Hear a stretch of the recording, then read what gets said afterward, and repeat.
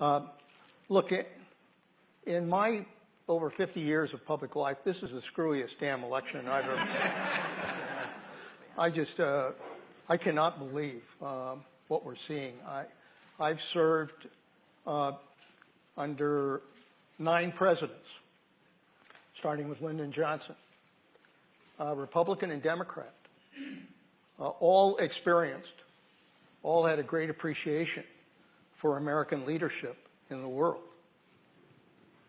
This is the first election where there is only one candidate who has the experience and the temperament and the understanding of the world to be commander-in-chief. The other candidate doesn't have any experience, doesn't know the world, shoots from the hip on all of these issues.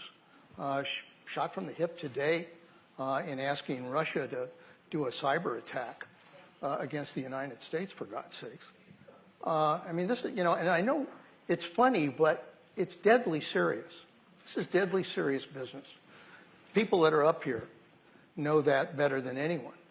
We're living in a world that has a number of flashpoints. This is probably, in many ways, a world that has a lot of instability since World War II. And you know what all of the issues are, from terrorism and ISIS and failed states, and dealing with nuclear threats from North Korea, continuing to worry about what Iran may be up to, concerned about Russia, a new chapter in the Cold War, concerned about China.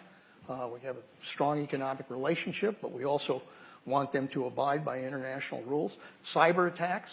I mean, we're living where there's a new battlefield in the world today, and that's cyber. It has the potential to virtually cripple this country. All of these areas, plus others, climate change, et cetera, these are huge challenges that are going to face the next president of the United States.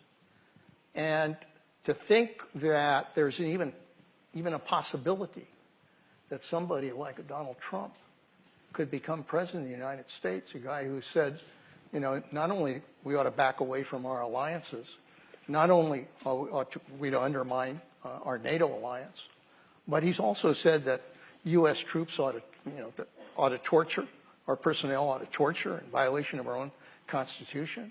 He said we ought to spread nuclear weapons in Asia, in the Middle East. This is a guy who said, we ought to stop all Muslims from coming to this country, build a wall. I mean, this is crazy stuff. And yet somehow, you get this sense that people think it's a joke. The fact is, what he has said has already represented a threat to our national security. Because if you go abroad and you talk to people abroad, they are very worried that somebody like this could become president of the United States. It has already raised questions in terms of where the United States is and whether we will be there.